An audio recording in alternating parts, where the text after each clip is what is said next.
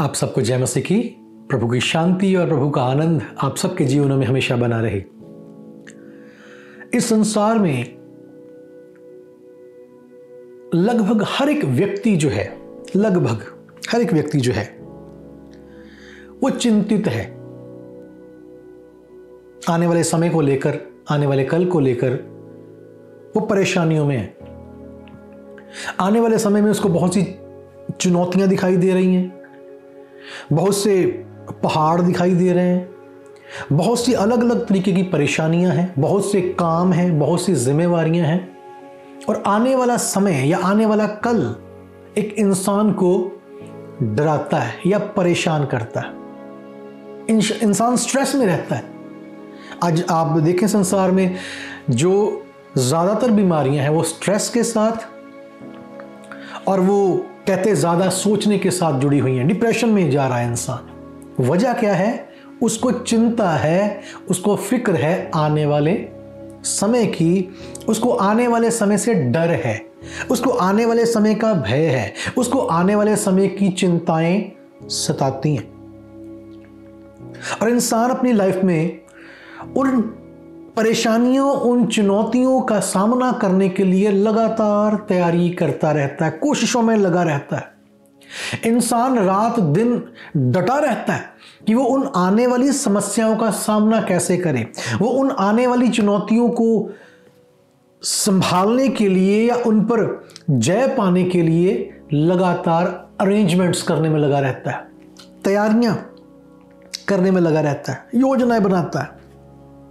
और अपनी लाइफ का वो ज्यादातर समय जो है, एक इंसान है जो वो अपनी लाइफ का सबसे ज्यादा समय आने वाले कल की चिंताओं में खराब करता है, या कह दें इस्तेमाल कर लेता है, गुजार देता है।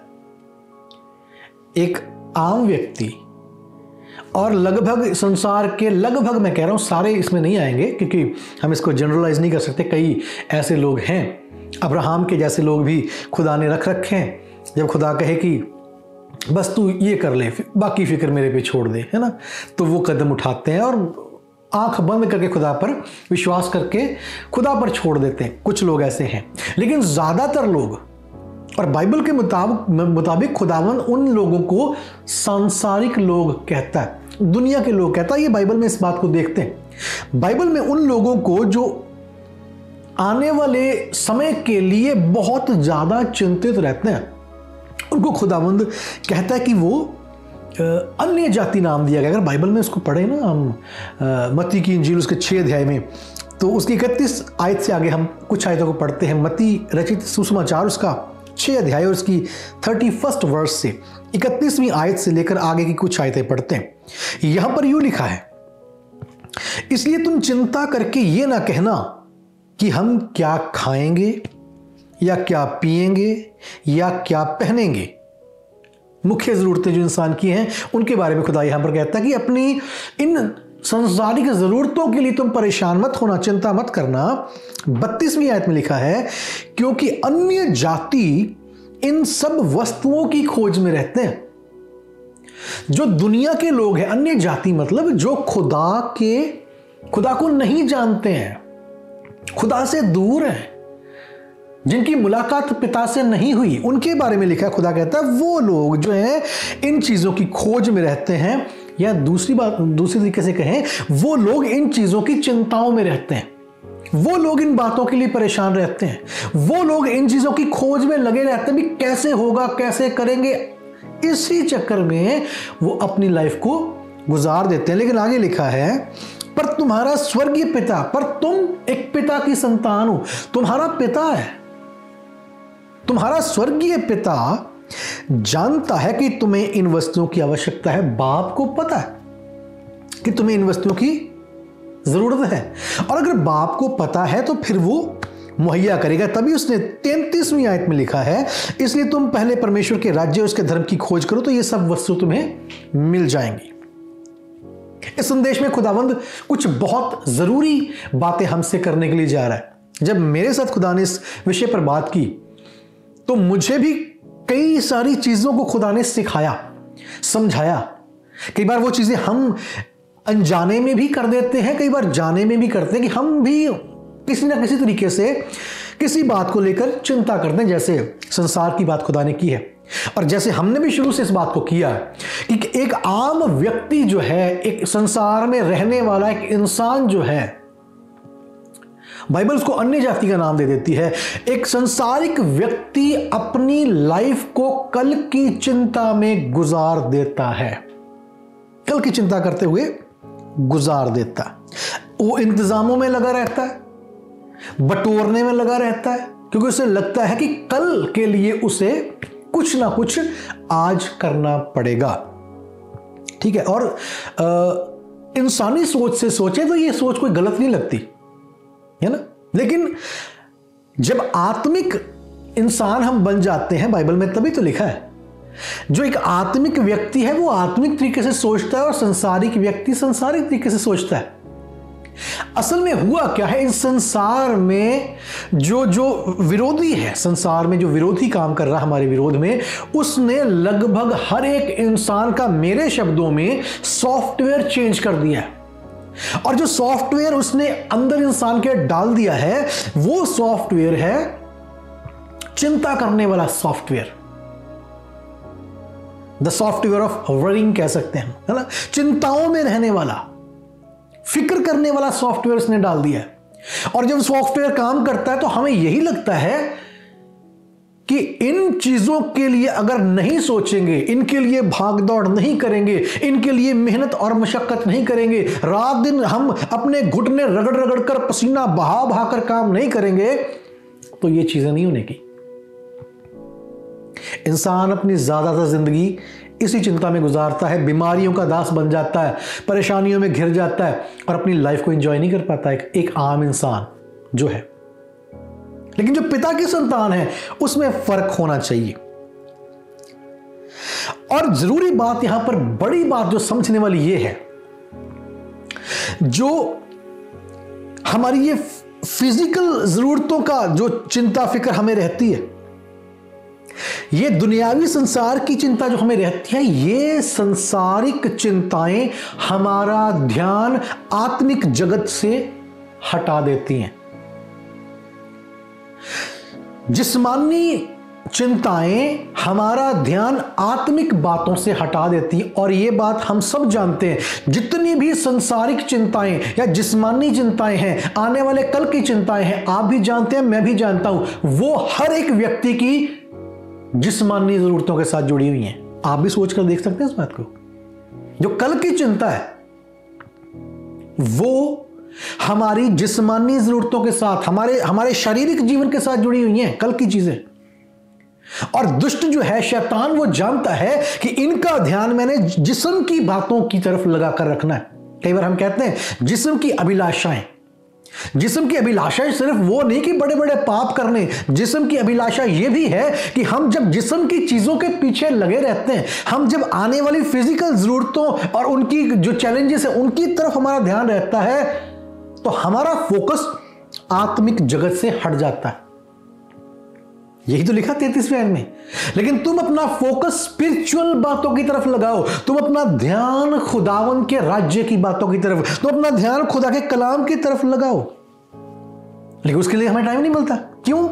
क्योंकि हमारा फोकस जो है आने वाले फ्यूचर, आने वाले कल की जिस्मानी जरूरतों पर टिका हुआ है।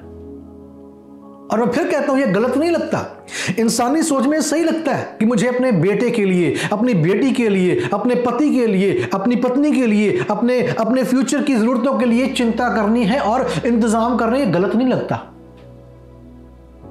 अब जब मैं इस बात को आपको कह रहा हूं तो कई दिमागों में ये बात चलेगी, भी ये तो कहने की बातें हैं जी, ये तो करना पड़ता है, सोचना पड़ता है ना। ठीक है, सोचना पड़ता है, लेकिन किस हद तक सोचना है वो ध्यान रखने वाली बात है। अगर हम उन चीजों में डूबी जाएं, तो वो गलत है। अगर वो चीजें, आने वाले कल की चिंताएं और फिक्रें हमारा ध्यान खुदा से हटा ही दें और हमें खुदा के लिए समय ना मिले, आत्मिक बातों के लिए समय ना मिले, वो गलत है। अगर ये दुनियावी जरूरतें हमें खुदा के दिन भी काम करने के लिए घसीट के ले जाएं और खुदा का दिन हम खुदा को ना दे पाए, ये गुनाह है। कई बार हमें लगता भी ये जिम्मेवारियां नहीं, ये सिस्टम तैयार किया है दुष्ट ने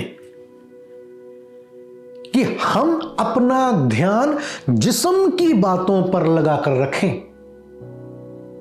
आने वाले कल के बारे में सोचते रहें, आने वाले कल के लिए मशक्कत करते रहें और अपना आज बर्बाद करें। प्रभु परमेश्वर जो है ना, हमारा खुदा, वो ये चाहता कि हम इस लाइफ को आज में रहकर जिएं। और बड़ी अद्भुत बात खुदा ने मुझे सिखाई, तो ये थी कि जब हम आज में जीते हैं ना, आज में जीने का मतलब है आज अपना ध्यान खुदा पर लगाना, अपना फोकस खुदा पर लगाना। कल क्या होगा वो देखेगा। ये तरीका है खुदा के काम करने का। जब हम आज में जीते हैं, आज में जीने का मतलब है आज अपना ध्यान अपने खुदा पर लगा लो, खुदा के साथ वक्त बिता लो, जो खुदा का है खुदा को देना शुरू कर दो, तो कल अपनी चिंता आप ही कर लेगा। मतलब कल की चिंता आपको नहीं होगी, कल अपनी जरूरतों को खुद पूरा करेगा। वहां पर लिखा है 34वें आयत में लिखा है ना, अतः कल की चिंता ना करो क्योंकि कल का दिन अपनी चिंता आप कर लेगा। कितनी जबरदस्त बात है। खुदा ने कहा कि मेरे बेटे मेरी बेटी, तुझे अपनी लाइफ स्ट्रेसफुल बनाने की जरूरत नहीं है, तुझे बर्डन होने की जरूरत नहीं है, तुझे अपने शरीर में बीमारियां लेने की जरूरत नहीं है, सोच सोच कर डिप्रेशन होने की जरूरत नहीं है, अस्पतालों में जाकर इलाज करवाने की जरूरत नहीं है। होता क्या ये होता है कि हम कल के लिए चिंताएं करते हैं, हमारी लाइफ जो है वो बीमारियों का दास, कमजोर हो जाते हैं, उम्र घट जाती है। कहते हैं ना चिंता, मैंने एक किसी ने बड़े ज्ञान की बात एक किसी जगह पर लिखी हुई थी, हमारे घर में लगा हुआ था वो, तो उसमें लिखा हुआ था कि चिंता आयु को खा जाती है, रिश्वत इंसाफ को खा जाता है ना, ऐसी चीजें थी इसमें। और चिंता के बारे में था कि चिंता आयु को खा जाती है।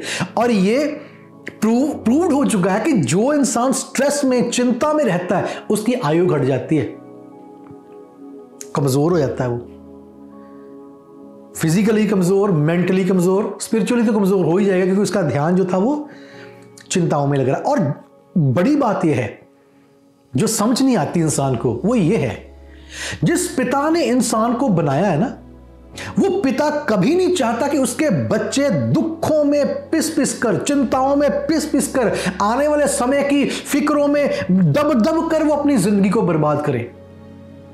चिंता और स्ट्रेस खुदा के ओरिजिनल प्लान में नहीं था, ऐसे मशक्कत करनी खुदा के ओरिजिनल प्लान में नहीं था। अदन की वाटिका में चलकर देखते क्या था खुदा का प्लान।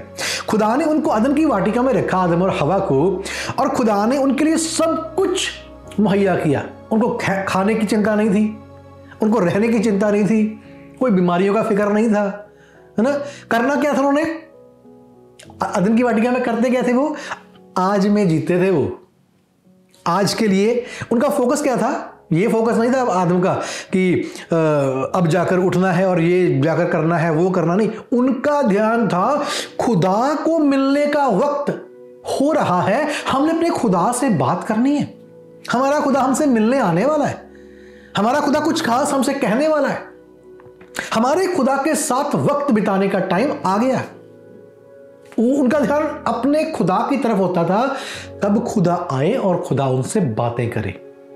मतलब वो स्पिरिचुअल रियल्म में जीते थे, आने वाले कल की चिंता उनको नहीं थी, कि उनको पता था खुदा ने उनको बनाया है, खुदा ने उनके लिए सब कुछ मुहैया किया है, खुदा ने उनको रखा है, वो सारी जिम्मेवारियां खुदा की हैं। उनका काम था खुदा के साथ बातचीत करना, उनका काम था खुदा के संपर्क में रहना और उस सारे बाग में एंजॉय करना। स्टीवर्ड्स थे वो, उस बाग को देखना था, बस उन्होंने घूमना था, इधर घूमाए उधर घूमाए, उस बाग की देखभाल करनी थी। देखभाल का मतलब ये नहीं कोई ट्रैक्टर लेकर उन्होंने वहां पर हल जोत रहे थे या बैलगाड़ी चलाना, ये नहीं बोला था खुदा ने इसको उनको कि तुम जाकर एक फावड़ा लेना और ये रात दिन गुडाई करना और ना। वो जो स्टीवर्डशिप उनकी थी वो थी, तुमने इस बाग को देखना है और इसका ध्यान रखना है। और करना क्या है? तुमने मेरी तरफ अपनी आंखें लगानी है और मुझसे बातचीत करनी है। हमें याद होगा लूका की इंजील में एक बड़ी अद्भुत घटना हम पढ़ते हैं और वहां पर हम देखते हैं एक घर में यीशु जाते हैं लूका 10 अध्याय में उसकी 38 से 38 आयत से 42वें आयत तक हम पढ़ते हैं। और वहां पर लिखा, यीशु गांव में गए हैं और उस गांव में मार्था नामक एक स्त्री है और उस स्त्री ने अपना घर यीशु के लिए खोला। ऐसे लिखा वहां पर, मार्था ने यीशु को अपने घर में उतारा। मरीम का जिक्र नहीं है, पहले आता मार्था का जिक्र, कि मार्था ने अपने घर का दरवाजा यीशु के लिए खोला और यीशु उनके घर के अंदर गए, उनके घर में बैठ जाते हैं। अब आगे कहानी इस तरीके से है कि मार्था जिसने घर खोला है वो अपने घर में व्यस्त हो गई है, क्योंकि यीशु और उनके चेले आए हैं, तो वो भोजन बनाने में, उनके लिए अच्छे अच्छे पकवान तैयार करने में बिजी हो गई है। लेकिन जो उसकी दूसरी बहन है वो उस बात की चिंता को छोड़कर, किचन का ध्यान छोड़कर वो यीशु के पास बैठ गई है, यीशु के चरणों के पास बैठी है और यीशु से कलाम की बातें सुन रही है, यीशु से आत्मिक बातों को सीख रही है। और मार्था जो है वो बुरा नहीं कर रही। मार्था ये नहीं कि यीशु और उनके चेले आए हैं और मार्था ने कोई बहुत बड़ा गुनाह कर दिया, भी उन्होंने मतलब वो यीशु के पास नहीं, वो अपनी जिम्मेवारियों को निभा रही है। हम कह सकते हैं कि वो सेवकाई के काम में लगी हुई है, मिनिस्ट्री कर रही है वहां पर, वो है ना, इंतजाम कर रही है वो यीशु और उनके चेलों को खिलाने के लिए। लेकिन उनकी बहन जो है वो बैठ गई है आकर।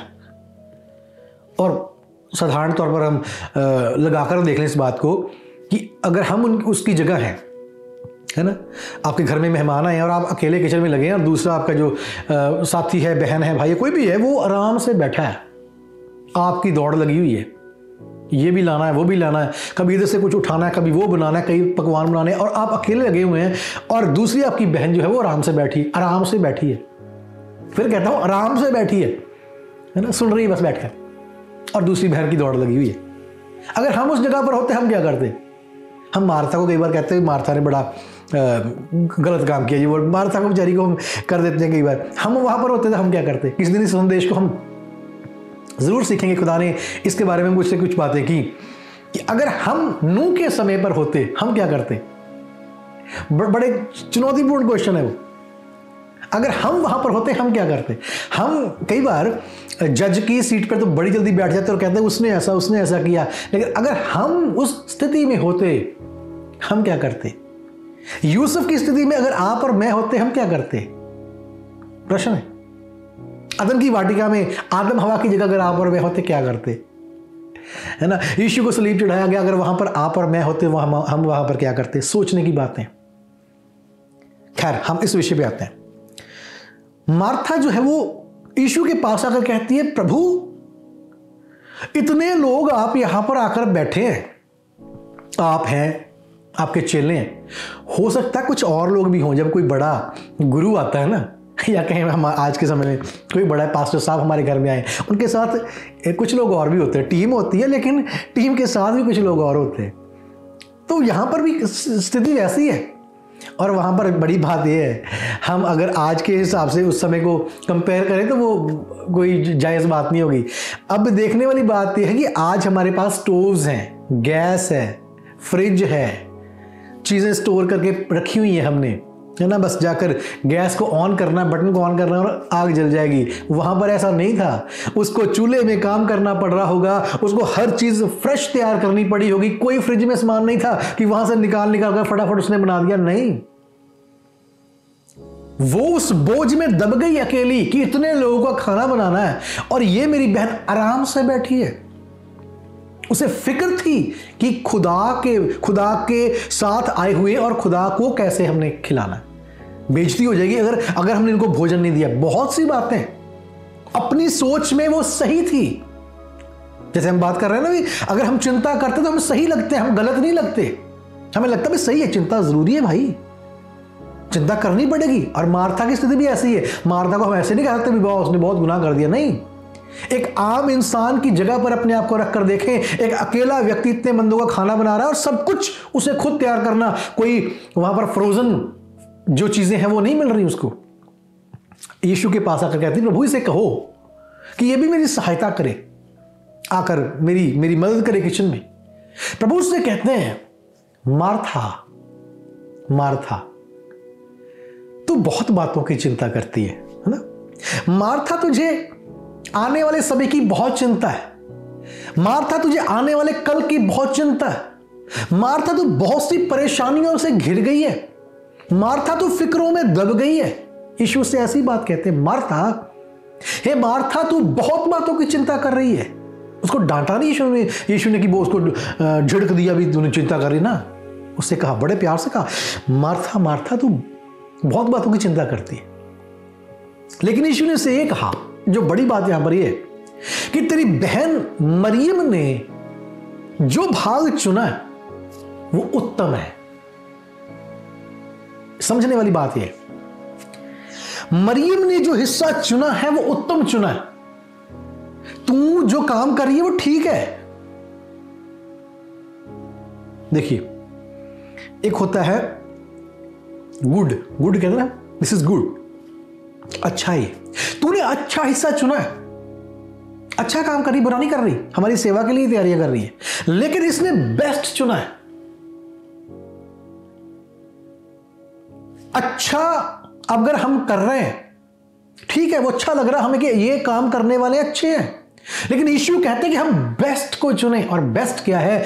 यीशु के चरणों के पास रहना। हमारी चिंताओं के जाने का, हमारे डिप्रेशन के जाने का, हमारे स्ट्रेस के हटने का एक ही उपाय है, और वो है यीशु के चरणों में बैठना। मार्था उन चीजों की चिंता कर रही थी जो आने वाली हैं, जो उसको करना है, उसको फ्यूचर दिखाई दे रहा है, मुझे ये करना है। यीशु ने कहा, आज में जी मार्था, आज मेरी वाणी को सुन। मैं ये सोचता हूं, अभी एक्चुअली ये बात मेरे दिमाग में खुदा ने डाली है,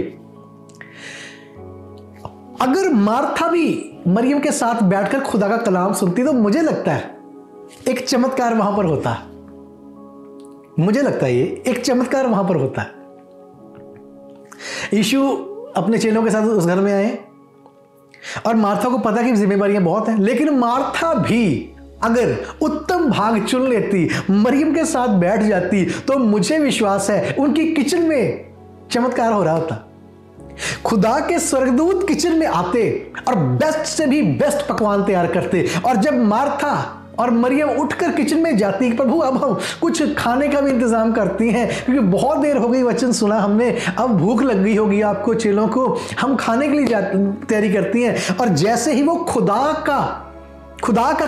को देखकर, खुदा के साथ वक्त बिताकर, प्रभु के कलाम की बातों को सुनकर, आत्मिक जीवन को प्रेफरेंस देकर जैसे ही वो किचन में जाती, मैं विश्वास करता हूं उनकी आंखों के सामने जो दृश्य होता वो उनको हैरान वर्ड भी वो फिट नहीं बैठेगा। उनको यकीन नहीं होता उनकी आंखों पर भी ये कैसे हो सकता है। उनकी किचन भरी पड़ी होती अलग अलग उत्तम पकवानों से। अगर खुदावंद एलिया के लिए हर रोज रोटी और अलग अलग चिकन बारबेक्यू आता होगा, तंदूरी आता होगा, और करी चिकन, पता नहीं क्या क्या आता होगा, क्या क्या लेके आते होंगे वे कौवे, अगर उसके लिए आ सकता है, उसने क्या किया था? उसने यही किया था। प्रभु ने जो उसे कहा, आज मैं तुझे ये कहता हूं, आज में ये कर। उसने ये नहीं कहा, प्रभु वहां खाना, आज मैं भूखा मर जाऊंगा, प्रभु धूप इतनी वहां पर, मुझे वहां जाकर नाले के किनारे बैठना, प्रभु वहां पर गर्मी इतनी हो रखी, बहुत से प्रश्न वो पूछ सकता था। लेकिन यीशु ने, खुदा ने उसे कहा, प्रभु ने कहा कि तू जा, मैंने इंतजाम किया, वो तू जा। अब्राहम से क्या खुदा ने कहा था? अपना घर बार छोड़ दे और चल, मैंने एक इंतजाम जगह तेरे लिए कर रखा है। जो जगह मैं तुझे दिखाऊंगा ना, वहां मैंने तेरे लिए ऑलरेडी अरेंज किया सब कुछ, जो मैं तुझे दिखाऊंगा उस जगह पर चले जाना, ठीक है? उसने विश्वास किया भी, ठीक है, प्रभु ने कहा है तो मुझे कल की चिंता करने की जरूरत नहीं है। अब्राहम विश्वासियों का पिता कहलाया। मैं दोहराता हूं, अब्राहम को विश्वासियों का बाप कहा जाता है, और विश्वासी का मतलब यह है जो खुदा की आवाज सुनकर आज में खुदा के चरणों में बैठ जाता है, छोड़ देता बाकी चिंताएं खुदा पर। प्रभु ने कहा, अन्य जातियां इन चीजों की फिक्रें करें तो करें, उनका बाप नहीं है, उनको पता नहीं है कि कौन देगा, कहां से देगा, लेकिन तुम्हारा तो बाप है। वहां लिखा है तो तुम्हारा बाप जानता है, पिता जानता है। लेकिन दुष्ट ने एक ऐसा सॉफ्टवेयर हमारे अंदर फिट किया कि हमें लगता है कि हमें इन चीजों के लिए भाग दौड़ करनी है, अगर हम नहीं करेंगे तो काम खत्म हो जाएगा। इसलिए हम अपना ध्यान इन चिंताओं, इन फिक्रों में लगाकर अपने आत्मिक जीवन से दूर हो जाते हैं, खुदा से दूर हो जाते हैं। खुदा के चरण तो क्या, हम पता नहीं कितने कोसों दूर खुदा से चले जाते हैं। बाइबल पता क्या कहती है हमें? बाइबल कहती है, प्रभु यीशु ने कहा, मुझसे जुदा होकर तुम कुछ भी नहीं कर सकते। और हम सोचते हैं कि हम कर लेंगे, नहीं। अगर कर लेंगे तो उसके लिए मरियम के जैसे मार्था को भी अपने प्रभु के चरणों में बैठना पड़ेगा। तुम पहले उसके धर्म, उसके राज्य, उसकी किंगडम की खोज करो। वही है किंगडम, वही है, वही राज्य है, खुदा के चरणों के पास बैठना। लेकिन हम इन दुनियावी फिक्रों, चिंताओं में फंस के इतना थक जाते हैं। आप सोचें, इंसान जब ड्यूटी से, ड्यूटी तो जरूरी है, ड्यूटी की जगह अगर हम चिंता यूज करें, इंसान अपनी भाग दौड़, अपनी चिंताओं, अपनी फिक्रों में सारा दिन खोज कर करके, भाग दौड़ कर करके, पसीना बहा बहा के जब शाम को घर आता है, कितनी स्ट्रेंथ उसमें बचती है कि वो अपने घर में बैठकर अपने खुदा के साथ वक्त बिताए। कितना उसके पास ताकत बचती है, हिम्मत रहती है, अब वो बैठे और अपने प्रभु की सुने, उसके वचन को पढ़े, उसके साथ बातें करे। रहता ही नहीं टाइम। और वही प्राइमरी योजना थी खुदा की कि आदम और हवा अपने खुदा के संपर्क में रहे, उससे बातचीत करते रहे, सुनते रहे। बाकी फल अपने आप लगने थे वहां पर, हवाएं अपने आप उनके लिए अच्छी चलनी थी। लेकिन उन्होंने वहीं पर गड़बड़ कर दी। उन्होंने भी कल की चिंता की। क्या चिंता थी? दुष्ट ने क्या कहा था? तुम खुदा के जैसे हो जाओगे, बन जाओगे। फ्यूचर दिखाया उनको। अभी तुम जो रह रहे हो कुछ भी नहीं, अभी जो है कुछ भी नहीं, थोड़ा सा आगे देखो, उधर नजर मारो। अगर खुदा के जैसे बन गए तो क्या तुम्हारा फ्यूचर होगा? अपने आने वाले समय की चिंता करो, अपने आने वाले कल को सोचकर कदम उठाओ। प्रभु की ना सुनो, प्रभु को छोड़ो, उसने आना मिलने, कोई बात नहीं, तुम पहले ये काम कर लो फटाफट से, उसके बाद मिल लेना प्रभु से। यही सीन था वहां पर। अब बाइबल में जो चीज हम पढ़ते हैं, 2-4 आयतों में सब कुछ वहां पर उसका जूस निकाल कर रख दिया गया है। जैसे कहते हैं भी कूजे में समुद्र बंद करना, है ना। तो बाइबल में एक एक बात जब वहां पर हुई होगी वो डिटेल में नहीं लिखी हुई कि ये फिर शैतान ने उनसे कहा, उसने ये कहा, उसने ना, वहां पर ये लिख दिया शैतान आया था, उसने कहा कि खा लो, अच्छा है। लेकिन वहां पर यही बात थी, तुम आज एक नॉर्मल इंसान के तरह रह रहे हो, कल के बारे में सोचो, तुम खुदा के जैसे हो जाओगे। फ्यूचर कैसा होगा तुम्हारा? इस काम के लिए मेहनत करो, उसको छोड़ो। और जो प्राइमरी था खुदा से मिलना, जो प्राइमरी था खुदा की तरफ ध्यान देना, उसको छोड़कर जो सेकेंडरी बात थी उसको फोकस कर लिया, आने वाले कल की चिंता कर ली, और वहीं पर सब खत्म हुआ। और वो उस माहौल से बाहर निकल गए और तब उन्हें जाकर मशक्कत करनी पड़ी, मेहनत करनी पड़ी। लेकिन प्रभु यीशु मसीह जब आए, हम पर दया हुई है, बहुत बड़ा अनुग्रह हम पर हुआ। इंसान जो था वो पाप तले दब चुका था, फिक्रों तले दब चुका था, वो डिप्रेशन में आ चुका था, इंसान बीमारियों का दास बन चुका था, मौत का डर था, पता नहीं क्या क्या फिक्रें उसको थी।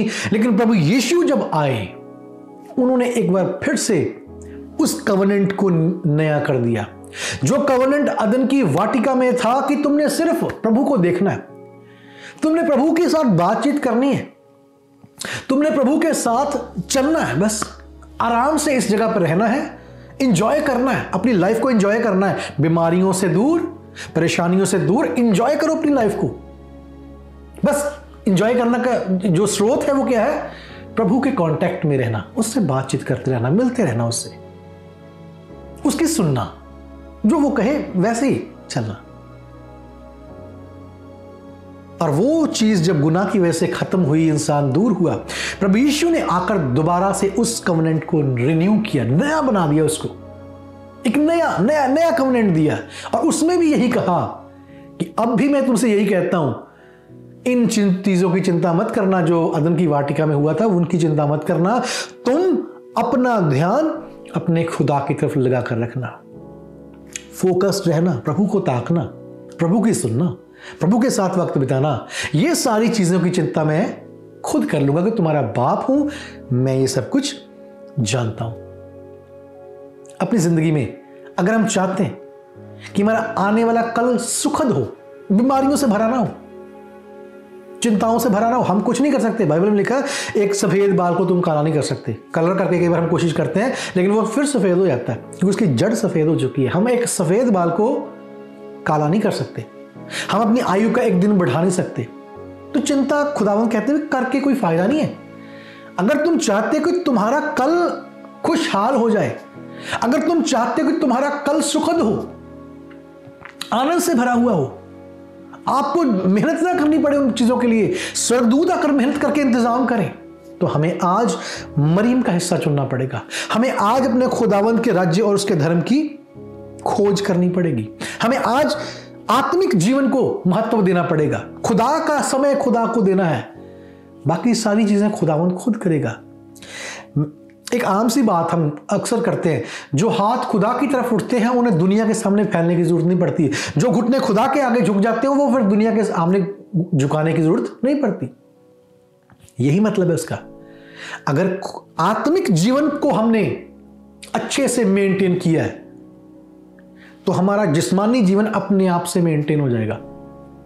मैं दोहराता हूं, अगर हमने आत्मिक जीवन को पूरा महत्व दिया है, खुदा के साथ जो हमारा रिश्ता है उसको हमने अच्छे से निभाया है, तो जो जिस्मानी चीजें हैं वो अपने आप से होंगी। आपके लिए अपने आप से इंतजाम होंगे। आपको कॉन्ट्रैक्ट लेने के लिए, आपको बिजनेस शुरू करने के लिए, आपको नौकरियों के लिए रात दिन इधर उधर भागना नहीं पड़ेगा। आपने खुदा को दिया है, खुदावंद आपके लिए अपने आप से, आपकी जरूरत से बढ़कर इंतजामों को करेगा। ऐसा नहीं है कि वो आपको नौकरियों से हटा देगा, ऐसा नहीं है कि वो आपके बिजनेस बंद करवा देगा, ऐसा नहीं कि आपके जो कॉन्ट्रैक्ट्स आप उम्मीद कर रहे हैं बड़े बड़े काम करने के लिए वो रुक जाएंगे। नहीं, वो सब कुछ होगा लेकिन बगैर भाग दौड़ के होगा, क्योंकि आपने जो समय था वो खुदावंद को, खुदा का समय खुदा को दिया है। आज में हम जब जीते हैं इस तरीके से जिए कि हमारा आज हमारे खुदा के लिए, तभी तो खुदा ने कहा आज का दिन यहोवा ने बनाया और हम इसमें आनंदित हों। खुदावंद यही चाहता है आप आनंद का जीवन जिए, आप खुशहाली का जीवन जिए, आप खुश रहें अपने परिवार में, आपका परिवार एक स्वर्ग के जैसा हो। लेकिन इंसान कल की चिंताओं में फंसकर अपने आज को नरक बना लेता है, खुद भी बीमारियों का दास बनता है, अपने परिवार को भी पूरी तरीके से परेशानियों से और स्ट्रेस से भर देता है और ये सोचता है कि इन सब कुछ करने के बाद हमारा कल बड़ा अच्छा हो जाएगा। कल अच्छा नहीं हो सकता अगर हम कोशिशें कर रहे हैं कल सुधर जाए। अगर आज हमने खुदा का स्थान नहीं दिया, अगर आज हमने अपने आत्मिक जीवन की तरफ ध्यान नहीं दिया, तो कुछ भी कर लीजिए आपका कल परेशानियों से भरा होगा। जब कल में दाखिल होंगे कल भी परेशानी होगी, उसके बाद जो परसों आ जाएगा उसमें भी परेशानी होगी।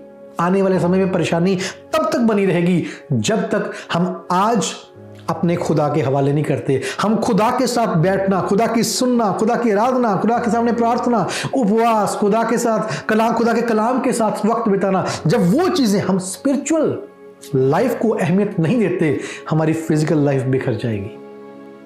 लेकिन अगर हम चाहते हैं कि हमारा कल खुशहाल हो तो आज हमें अपने खुदा की तरफ, अपने खुदा की आवाज की तरफ ध्यान देना होगा। कल अपने आप से, अब्राहम का कल खराब थोड़ी था। अगर वो खुदा की बात मान ली उसने, उसका कल खराब थोड़ी हो गया। वो दुनिया का सबसे धनी व्यक्ति बन गया। उसकी आप देखें वहां पर कितना धनी था वो। अयूब का सब कुछ गया, उसने फिर भी चिंता नहीं की। वो कहता खुदा ने दिया था, खुदा ने ले लिया।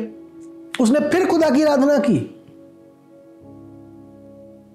तभी उन लोगों के नाम खुदा ने इस बाइबल में सुनहरी अक्षरों में लिख दिए हैं। हम उनको पढ़ते हैं और हमें पता चलता है कि वाकई उन्होंने खुदा की आवाज सुनी थी, खुदा की तरफ अपनी आंखें लगाई थी और वो कैसे हुए। और अयूब का कल कोई बुरा थोड़ी था। अगर वो कहता भी मैं अब उठता हूं, ये करता हूं, कोशिशें करता हूं, ये कर लूं, घर बनवा लूं, गिर गया जो, अब ये करना, पशु खरीदने चला जाऊं, कुछ भी कर सकता था वो। इलाज के लिए भाग दौड़ कर लूं, सब कुछ कर सकता था वो। लेकिन वो बैठ गया, अपने खुदा के सामने बैठ गया, खुदा के को पुकारने लगा, खुदावन तूने दिया था, खुदा तूने आंसू उसने बहाए, खुदा के सामने बहाए। वो दर्द में था, पीड़ा में था, तकलीफ में था, आंसू बहे उसके, वो चिल्लाया होगा जरूर, लेकिन उसने ये नहीं कहा भी कल क्या होगा, अब मैं कल कहां चला जाऊंगा, मारा जाऊंगा मैं, ये ना। और उसका कल क्या खराब हो गया? नहीं, उसका कल उससे भी उत्तम था जो उसके पास पहले था। प्रभु हमसे यही चाहता है कि हमें एक आनंद का, खुशहाली का जीवन दे। आने वाले कल में हमारे काम अपने आप से हों। वो चाहता है कि मार्था की जो किचन है वो स्पिरिचुअल तरीके से भरे, सारे पकवान स्पिरिचुअल तरीके से वहां पर तैयार होते। और कितनी बड़ी गवाही मार्था की होती, हम प्रभु के पास बैठी थी और खुदा ने बड़ा चमत्कार कर दिया। अगर खुदा 5000 की भीड़ को खिला सकता है 5 रोटी और 2 मछली से, तो क्या वो 12-14 लोग जो थे वो नहीं खा सकते थे? खा सकते थे। उनके लिए बेस्ट इंतजाम होता। इसलिए खुदा को इंतजाम करने दें जो हमारे कल के लिए वो चाहता है, और वो बेस्ट करेगा। विश्वास करके देखें, अब्राहम ने किया था, शर्मिंदा नहीं हुआ वो। उसने विश्वास किया, उसको उसकी बेइज्जती नहीं हुई। अब्राहम को किसी ने कहा तूने अगर सोचा होता ना, कहीं तूने अकलमंदी की होती, उस खुदा की ना सुनी होती और तूने किया होता ये काम, तो अच्छा होता। नहीं, अब्राहम को कभी ये बात सुननी नहीं पड़ी कि अगर तूने खुदा की सुनकर ये कदम ना उठाया होता तो अच्छा था। नहीं, अब्राहम को देखकर लोग ये कहते थे मुबारक है तू। वो पढ़ के देखते ना, हम जब वो छुड़ा के लाया लूत को, तो वो जो बादशाह मिलने आता, कैसी बातें वहां पर होती है। अब्राहम ने खुदा की तरफ ध्यान किया, खुदा ने उसकी लाइफ, उसके फ्यूचर को बदल कर रख दिया।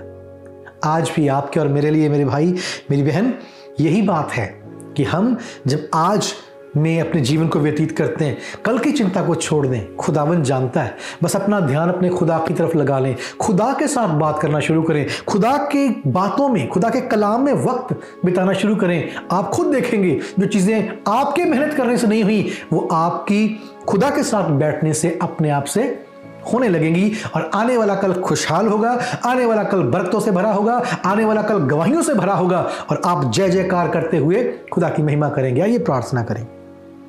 जिंदा आसमानी बाप, हम दिल की गहराई से आपका धन्यवाद करते हैं कि आज आपने अपने कलाम के द्वारा हमसे बात की है और हमें सिखाया है प्रभु कि आज हमें आपके साथ, आपके कलाम के साथ खुदावंद वक्त बिताना है। आपकी तरफ हमें अपना ध्यान करना है। हमें दुनिया की चिंताएं नहीं करनी, क्योंकि दुनिया की चिंताएं हमें आपसे दूर कर देती हैं। वो जिस्म की अभिलाषाओं में हमें ले जाती हैं। हम शरीर के लिए फिक्र करते हैं और वो भी हमें मिलता नहीं जिसके लिए कोशिश करते हैं।